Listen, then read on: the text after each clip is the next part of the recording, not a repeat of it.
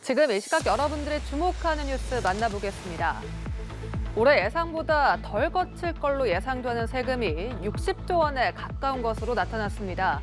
기업 실적이 나빠져 법인 세수가 줄고 부동산 시장 침체로 양도소득세도 감소한 탓인데요. 정부는 부족한 세수는 외국환 평형기금과 같은 여유자금 24조 원과 올해 안에 집행하기 어려운 불용예산 10조 원 안팎으로 최대한 메우겠다는 계획입니다. 이은정 기자입니다. 정부가 다시 추계한 올해 국세 수입은 341조 4천억 원. 예산안을 짤 때 전망했던 400조 5천억 원보다 59조 1천억 원 줄어든 수치입니다. 60조 원에 가까운 역대 최대 규모의 세수 펑크입니다. 이처럼 세수가 모자라게 된 이유는 수출 부진과 부동산 시장 침체에 따른 법인세와 양도소득세 감소입니다. 기업 영업이익이 대폭 감소하여 법인세 세수가 당초 예상을 크게 하회하는 가운데 부동산 등 자산시장 침체로 관련 세수도 예상했던 수준에 크게 미치지 못할 것으로. 법인세가 25조 4천억 원으로 전체 세수 부족분의 40% 넘게 차지했고 양도소득세가 12조 2천억 원으로 뒤를 이었습니다. 부족한 세수는 외국환 평형기금과 같은 여유자금 24조 원과 올해 안에 집행하기 어려운 불용예산 10조 원 안팎으로 최대한 메우겠다는 계획입니다. 최근 달러 값이 비싸지면서 환율 방어를 위해 달러를 팔았는데 이 과정에서 쌓인 원화를 주요 재원으로 삼겠다는 겁니다.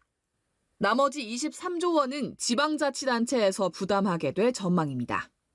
당초 계획했던 민생사업이 차질을 빚는 것 아니냐는 우려가 나오지만 정부는 빚내는 추경은 없다는 입장을 재확인했습니다. 연합뉴스TV 이윤정입니다. 나흘간 진행된 철도노조의 1차 총파업이 오늘 오전 마무리됐습니다.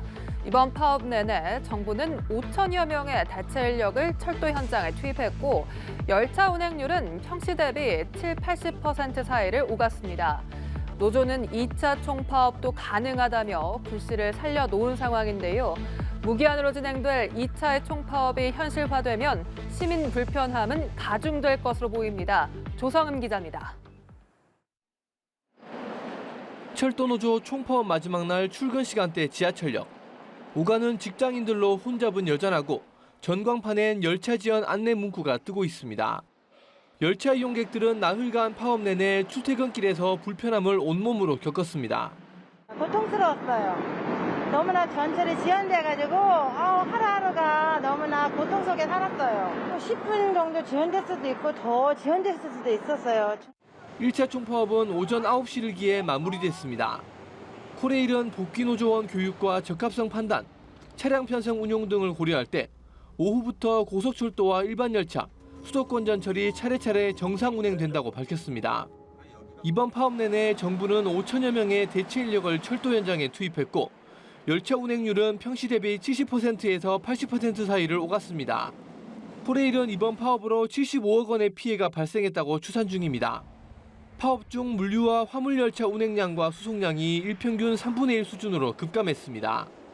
문제는 2차 총파업의 불씨가 여전하다는 점입니다. 파업의 핵심 원인인 수서발 KTX에 대해 국토부가 별다른 대책을 내놓지 않고 있기 때문입니다. 2차 파업은 무기한 파업이 될 가능성이 높은데 시민 불편을 우려해 추석 연휴 기간은 피할 것으로 보입니다. 어쨌든 국민의 불편이나 이런 거에 대해서 전혀 도외시하는 그런 집단은 아니기 때문에 추석 전에 2차 파업은 없을 거라고 예상을 하고 있습니다. 노조는 정부와 사측의 대응에 따라 추가 파업 여부와 일정을 결정할 계획입니다.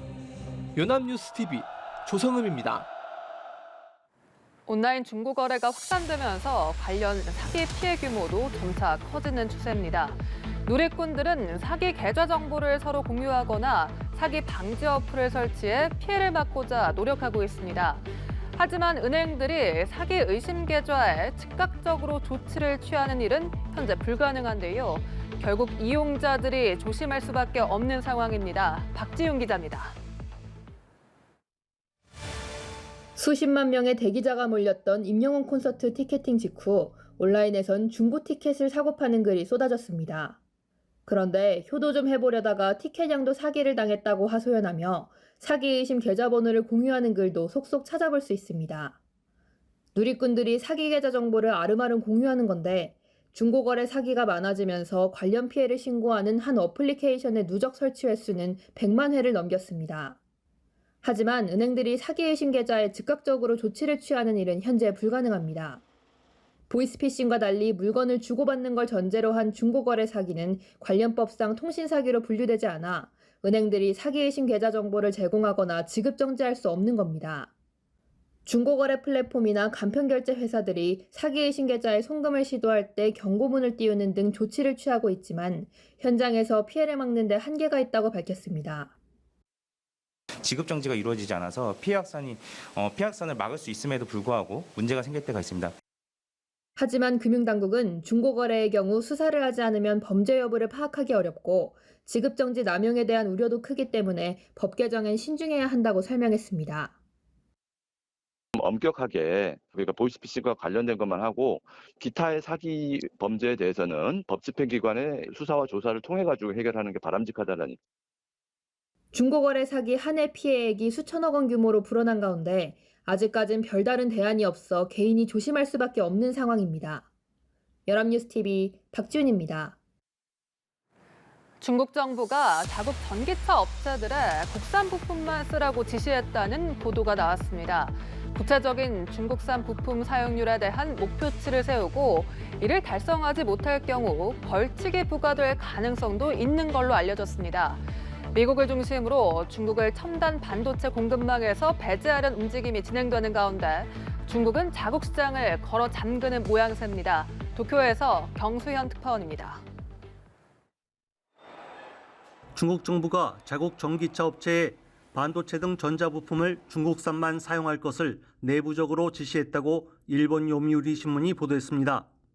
이 신문은 중국 정부에서 산업정책을 담당하는 공업정보화부 장관을 지낸 인사가 작년 11월 중국 자동차 관련 업체들을 소집한 내부 모임에서 중국 기업의 국산 부품을 사용하라고 구두 지시를 내렸다고 전했습니다. 외교 소식통은 구두로 지시한 것이 외국 자본을 배제한다는 증거를 남기지 않기 위한 것이라고 분석했습니다. 대상은 전기차에 사용하는 반도체 등입니다. 구체적인 중국산 부품 사용률에 대한 목표치를 세우고 이를 달성하지 못하면 업체에 벌칙이 부과될 가능성도 있는 것으로 알려졌습니다. 요미우리는 이 조치에 대해 세계적으로 급성장하는 전기차 분야 공급망을 국내에서 완결하려는 의도로 보인다고 풀이했습니다. 그러면서 앞으로 미국과 일본, 유럽의 부품 업체가 배제될 가능성이 높다고 전했습니다. 실제 이와 관련된 듯한 정부 정책도 최근 나왔습니다. 중국 공업정보화부 등 7개 부처는 이달 1일 자동차 산업 공급망의 안정과 원활성을 확보하겠다며 공급망 안전을 감독하는 틀을 설립하겠다는 방침을 발표했습니다. 이를 통해 전자부품의 중국산 사용률 검사나 차량용 배터리 인증 제도를 실시할 것으로 관측됩니다. 중국 연구기관에 따르면 중국 자동차 부품 시장 규모는 작년 약 709조 원에서 2028년에는 약 878조 원으로 성장할 전망입니다.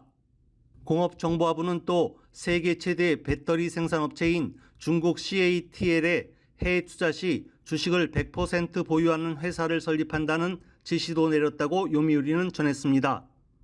CATL은 독일과 헝가리, 인도네시아에 공장을 건설 중인데 이 과정에서 배터리 제조 기술이 유출되지 않도록 단독 자본으로 진출하라고 지시한 것으로 풀이됩니다.